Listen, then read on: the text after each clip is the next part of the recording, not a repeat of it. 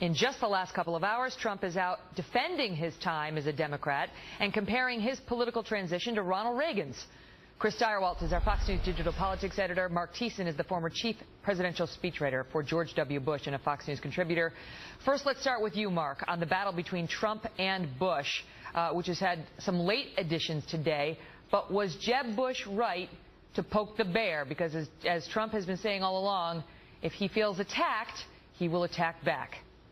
Oh, he had to punch back. I mean, look, Trump has been just pummeling him for weeks. I mean, calling him a low-energy guy who puts his audiences to sleep, whose policies are pathetic. And then that last ad coming out saying that he basically pulling a Willie Horton on him, saying that he wanted to bring, that it was an act of love for the killer of Kate Steinle. I mean, Trump was hitting him, was kicking sand in his face, and Jeb Bush looked like that 98-pound weakling in the comic book ads who was unwilling to fight back. Now he's finally fighting back. And quite frankly, the fight benefits both of them.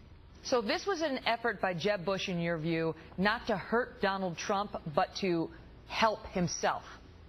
Sure. Well, I mean, first of all, it helps Trump because Trump's been taunting him. He wants to get into this fight because having a fight with Donald Trump solidifies his position as the anti-establishment candidate. But it also helps Bush because Bush now, it doesn't look like a reincarnation of Mitt Romney, who's unwilling to defend his record, unwilling to engage. He's now fighting back, and also he's distinguishing himself from the other candidates who have been unwilling or afraid to take on Donald Trump. And then they both benefit because a Bush-Trump war means there's no oxygen left for anybody else to get into the conversation. So it's actually, in the short term, it's very positive for both of them to have this fight. So that's the short-term strategy. What's the long-term strategy here? I mean, Donald Trump has said, if I go, Jeb Bush is going down with me. If I don't win this race, neither will he.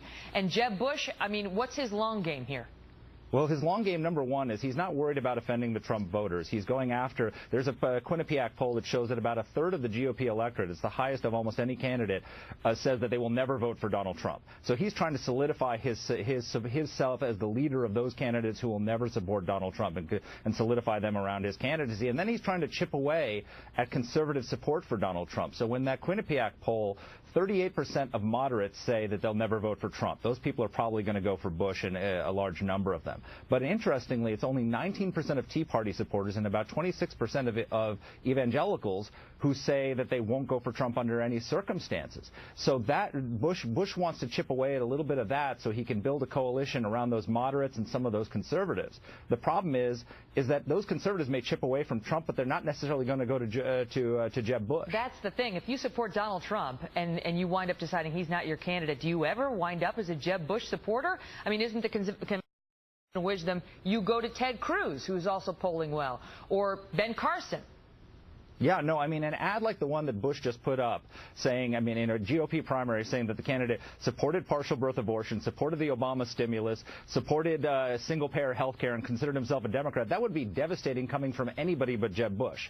But for Trump supporters, they look at that and I don't think that's true. I mean, all these issues that these guys are fighting about, we raised at the Fox News debate. Jeb Bush was specifically asked about it's an act of love in that debate. Donald Trump was asked about, and I asked him one of these questions about his past support for partial birth abortion and his flip on a number of issues, and the fact that he described himself as a Democrat. And it doesn't hurt Donald Trump. I mean, the evidence is it does not. Yeah, but the reason for that is because Trump supporters all see this as the establishment trying to take down Trump, so they're not listening to these attacks, especially coming from Bush, who seems to be the ultimate establishment candidate. So it's like it'd be like Hillary Clinton saying Bernie Sanders isn't socialist enough. I mean, he's the establishment guy saying Trump isn't a real conservative. Real conservatives don't consider Bush to be a real conservative. But the person who could benefit from this is Carly Fiorina. Because if conservatives are looking for an outsider who's a full-spectrum conservative as an alternative to Trump, then she could really benefit from that. Way to set up my next segment. Good to